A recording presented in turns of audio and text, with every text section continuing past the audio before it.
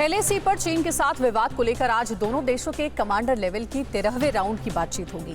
चीन की चालबाजियों को देखते हुए भारत सेना पूर्वी लद्दाख के फॉरवर्ड पोस्ट से लेकर उत्तराखंड तक पूरी तरह से अलर्ट पर है। और क्या आईएसआई चीफ को पद से हटाने को लेकर पाकिस्तान के पीएम इमरान खान और आर्मी में ठन गई है?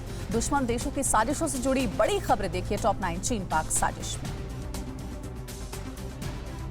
एलएसी विवाद को लेकर आज भारत और चीन के बीच कमांडर लेवल की 13वें दौर की बातचीत होगी। ये बैठक चीन सीमा में चुशूल मोल्डो में सुबह 10:30 बजे से शुरू होगी। इस बैठक में हॉट स्प्रिंग समेत पूर्वी लद्दाख के बाकी विवादित क्षेत्रों से सेना को हटाने को लेकर चर्चा हो सकती है। भारत देपसांग डेमचोक के मुद्दों पर समाधान के साथ विवादित इलाकों से चीनी सेना को पीछे हटने की मांग कर सकता है।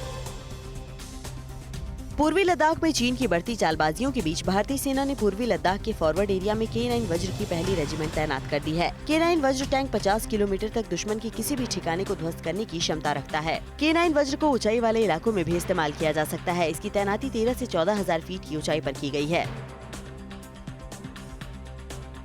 एलएसी पर चीन के साथ चल रही तनातनी और विवाद के बीच सेना और आईटीबीपी ने चीन से लगी उत्तराखंड की सीमा पर गश्त बढ़ा दी है। भारतीय जवान चीनी सेना की हर गतिविधि पर पैनी नजर बनाए हुए हैं। स्थानीय लोगों के मुताबिक 3 दिन पहले मिलम और लिपुलेख तक भारतीय युद्धक विमान उड़ते देखे गए। सूत्रों के मुताबिक हेलीकॉप्टर के जरिए वायुसेना सीमा की टोह ले रही है।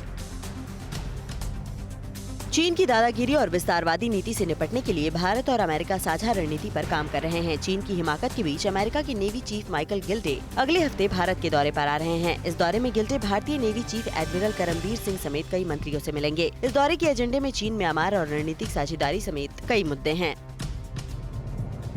जम्मू कश्मीर में काउंटर टेरर एक्सपर्ट की टीम भेजी गई है। टॉप एक्सपर्ट्स पुलिस की मदद करेंगे। इसके अलावा पाकिस्तान समर्थित स्थानीय आतंकी मॉड्यूल को बेअसर करने के लिए भी रणनीति बनाई गई है। हाल ही के दिनों में पाकिस्तान ने टारगेट किलिंग के जरिए घाटी में दहशत फैलाने की कोशिश की है। बीते कुछ दिनों में आतंकियों ने 7 आम नागरिकों की हत्या की है।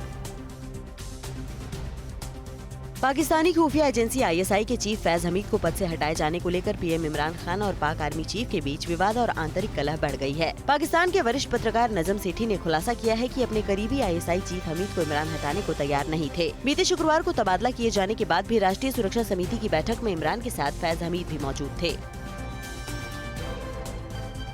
हाल ही के दिनों में टेक्नोलॉजी की बढ़ती हैकिंग को लेकर चिंता के बीच दुनिया की सबसे बड़ी सॉफ्टवेयर कंपनी माइक्रोसॉफ्ट ने चीन और रूस को लेकर बड़ा खुलासा किया है। माइक्रोसॉफ्ट ने बताया है कि पिछले 1 साल में राज्य प्रायोजित हैकिंग के 58% मामलों में रूस का हाथ रहा है, जबकि हैकिंग के 10% मामलों के लिए चीन जिम्मेदार था। रूस ने ज्यादातर अमेरिकी सरकारी एजेंसियों को निशाना बनाया।